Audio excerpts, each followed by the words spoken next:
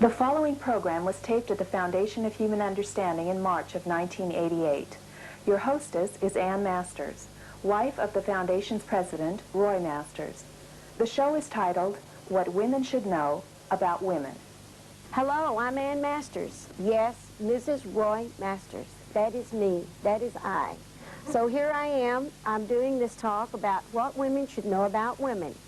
And I have a very nice, lively group of people here. So I guess we'll get on with it. There's some ladies over here that want to ask some questions. So who wants to ask a question? What should women know about women? Okay, all right. When you invented the topic, what did you want to tell us? Well, I had understood that one of the most important things that a woman needs to know is about her willfulness. And believe me, I've been shown mine in great depth. And I'm not really kidding when I say that, because the willfulness that women have, it gets instilled in them when they're very young by their mothers. And from their mothers, mothers. And I guess that comes all the way down from when Eve offered Adam the apple. And he didn't say, put the apple down. He tempted her nature in her to be willful, because he followed her by taking the bite off the apple. So there lays that big will in us. And it's just something that we struggle with. But what I've discovered about the willfulness is that we all, as women, feel uncomfortable about this will, but we don't always know what it is. We can't always put our fingers on it. We can't always understand what it is. And I've got a couple of very interesting examples that I thought about this afternoon. Is that I have a friend, and she's been meditating 10 years. She's a hairstylist, and she cuts the hair of all my family. And I was in her shop recently having my hair trimmed, and she turned to say to one of the other stylists that was going out, she said she's going to lunch, and she turns to her and she says, wait a minute. She says, I'm going to go to lunch. What time are you going now? And so the girl just looked at her like she had been slapped. And so she says, well, I'm going in about half an hour. Oh, she says, I have plenty of time. So I saw immediately in this lady, this friend of mine, that she was so willful. And here's this woman meditating for 10 years, because I can always go back and say, Roy used to say to me, it takes you so long. And I said, but you haven't been as far down as I have. So, you see, we can make excuses and we can justify many actions on why we're willful. But I said to her when I was talking to her, I said, you know, I won't call her name because she's probably listening, but I said to her, you know, I said, you didn't say that to her, right? She says, I didn't. I said, did you realize how willful you were with her? She says, no, how, why? I said, well, I said, you know, I said, you could have said to her, what time are you going to lunch? I said, but did you see how strong you came out and said to her, don't go yet because I'm going out? And she looked at me and she says, well, what do you mean? I told her, I said, you know, I says, I see such a hardness about you. I said, you're not, I said, you look very attractive on the outside. I said, but you're not soft. And I said, what I realize is the woman has to be soft. And by that, she not only has to be soft to touch, but she really has to be feminine inside. And most women, especially when they have children, will take on such a hardcore, I told you not to do that. Well, go ask your father. There's all this hardness that lies around a woman that is nothing more than her will. But we don't see that as will because our mothers did this to us, and their mothers before them. So I told my friend, I said, you know, I said, you could easily have said to her, well, what time are you going to lunch, or what time will you be back? I said, but you didn't do that. And I said, this woman is always talking to me about the problems that she has with her children. I said to her, can't you see the problems you have with your children is because of your will? Because when they were little, they're all grown, you put your will in them, and that's what's causing them to react to you the way that they do. And I said, we all do this every single day. We wake up in the morning, and the first thing you say, good morning. Did you sleep well? No. Can I have this? Get it yourself. Already our will is operating 10 minutes with the light in. So there we are. Anybody want to ask any questions about that? Okay, she hasn't asked one. Willfulness with children, just continuing from what you said, I'm like that with my kids. Like you say, the moment your eyes open, and then the end of the day comes and all this guilt just, That's rushes in. So in the process of meditating and try to come out of this willfulness, your children are suffering. That's right. I don't really know what my question is, but I see the damage that I'm doing to my kids. That's right. And you just have to suffer with it. Well, don't you ever feel... Excuse me. No, I don't really know where my question's leading, but... I understand what you're saying. Well, I always wonder, will my kids really be protected from me? No. Mine weren't. They're gonna suffer until I change. They do. They do. And I'll tell you another thing.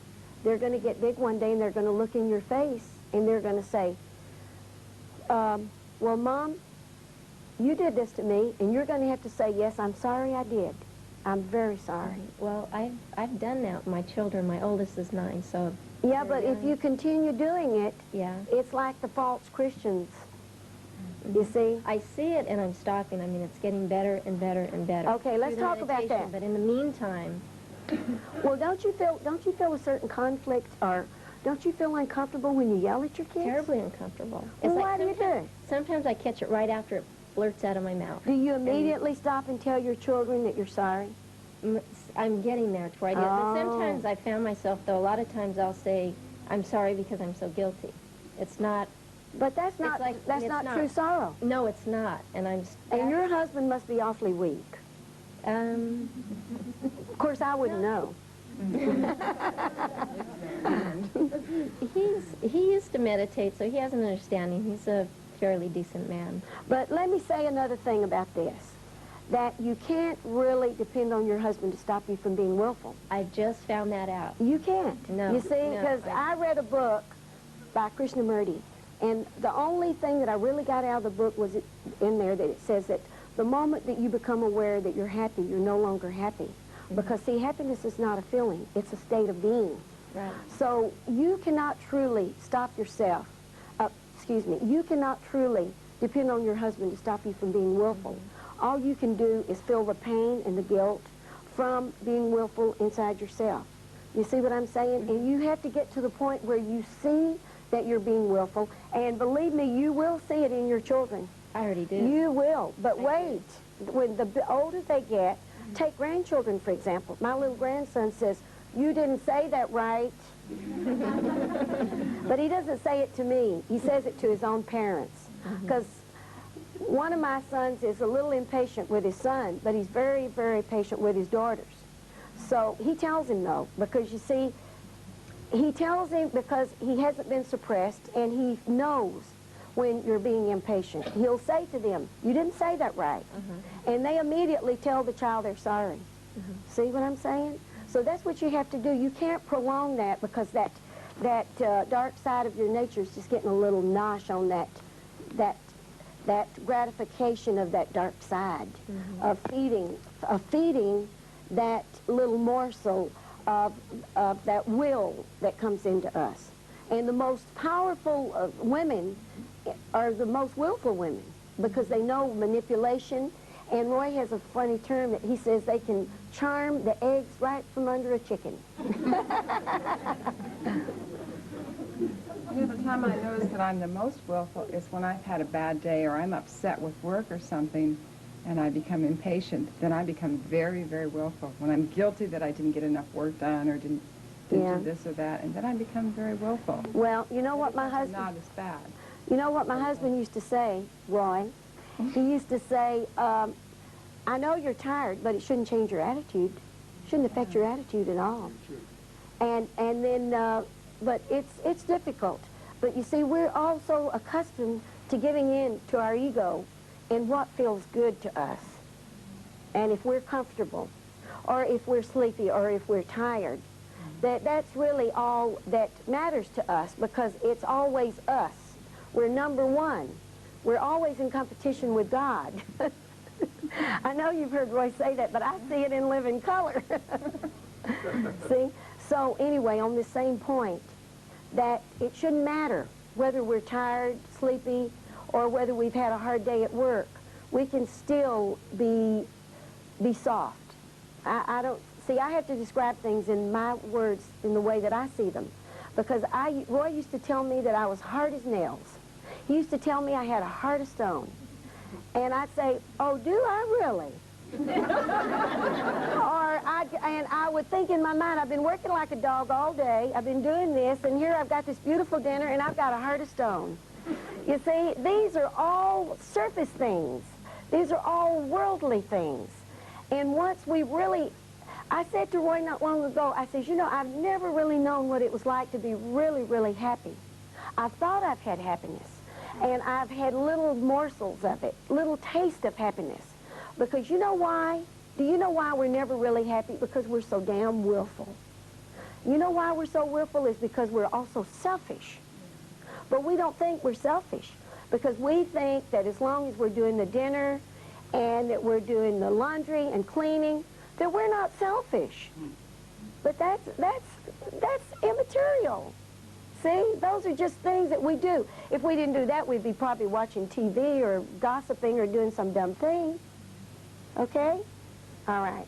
I want to take hers. I took a question from you a moment ago. Oh, excuse me. Yes. Yeah, I wanted to get, Could you stand up? I can't see you. I wanted to get your opinion. I was trying to help my brother's girlfriend. Well, we were just talking, and I told her that women should never support the wrong in a man, or their husband or whoever. And she told me that, well, the Lord says that a woman's supposed to, you know, support her husband or so forth, whatever. Mm-hmm. You know, I said, well, that's true, but you shouldn't support any wrongdoing that he does. Well, she probably doesn't know his wrongdoing. Because you see, little girls are set up when they're very small to be supportive, especially Southern women. They're born to serve. They are. They are. Well, I just talk about that a lot with various people. Yeah. You know, and so I want to Okay. Well, your point was well taken, but I'm sure she didn't understand. Please. Okay. All right. You want to ask a question? Yes, I wanted to know, as a mother, how were you able to distinguish when you were being willful and when you were being firm Pain. in disciplining the child? Lots of pain. But how were you able to determine that it wasn't you and that you were being firm with the child because the child needed discipline? Roy came down on me like a ton of bricks.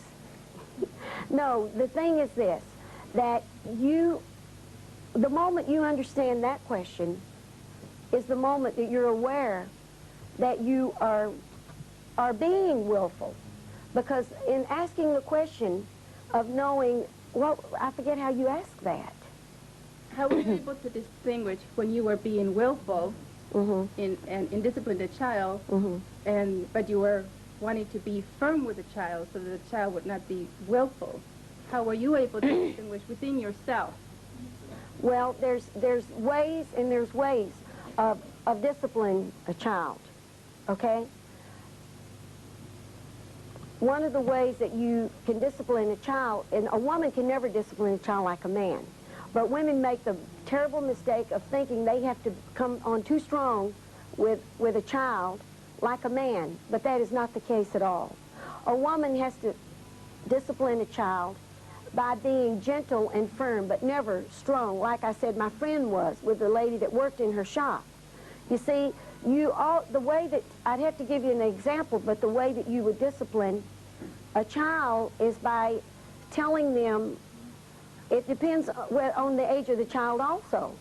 Could you give me an example of what you mean, or an example of what A while ago you said you were talking about how willful we are. That's and right. we want our children to do certain things. But we also have an awareness that the children, as they grow up, they also want to do their things. And as a parent, there are some things we cannot let them do because they want. So we have to discipline them. Well, of course. Okay, so how do we determine, is it our will it's an obligation to discipline them so that they won't That's become true. willful either. That's true. And to respect authority. So That's my question true. was, how are you able to distinguish the difference between them? You're talking about teenagers? No, not necessarily, because at different ages, the children want... Need discipline. Yeah, they're being willful. Well, of course. They're part of them growing up. Their little ego is growing Well, up. I'll They're being say- willful. And then so we have to be You're firm with saying, them and yes. say, no, you can't do that. Okay. All right. Now, let me say this to you, that if you deal with your children in a proper way, the discipline is practically nothing. You see what I'm saying? Because my husband never had to take harsh punishment towards our children at all, because he would talk to them in a reasonable way like they were regular people. And what most people do, whether they realize it or not, is they talk down to their children. And so when they talk down to their children, what they're doing is being willful with their own children, and then they look at the child coming back with the will that the mother put in the child, and the child is being willful. And then the mother looks at the child and says, why are you being willful? When it's her will operating in the child. Right, sometimes it's both wills are contradicted. No, it came from the mother, usually. But there are times that men are more willful than women. I know someone like that. It's a man. But he's really a man-woman. And that's what he is. And he's a very willful human being. He's a total manipulator. And he is so seductive that it's disgusting. It really is. It's very bad when that nature is in a man. Because willfulness really is more of a woman's thing, you see, and lust is a man's thing. Okay. It's true. Okay, who else? All right.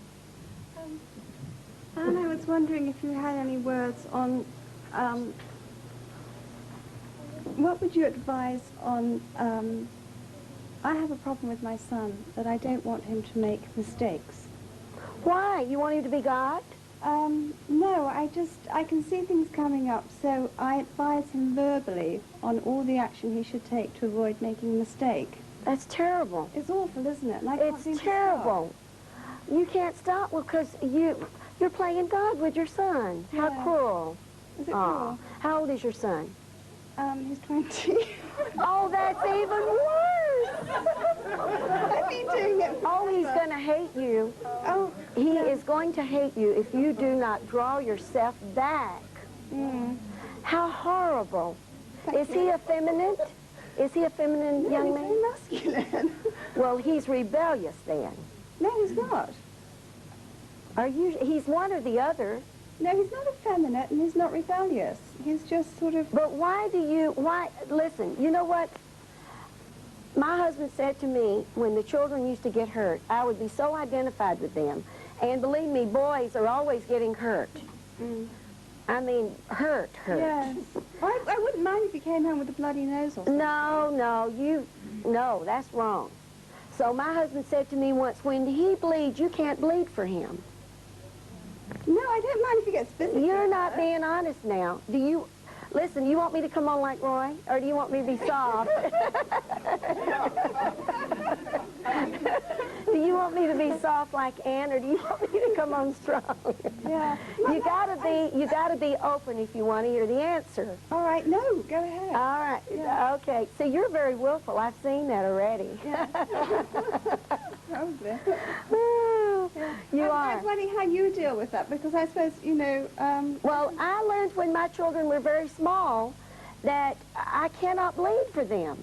Yeah. And I heard my husband say to a lady that cleans for us, because she has a son that's very feminine, and he's 21, and she's having terrible problems with him, and Roy says to her, listen, you have to let him suffer. You cannot suffer for him.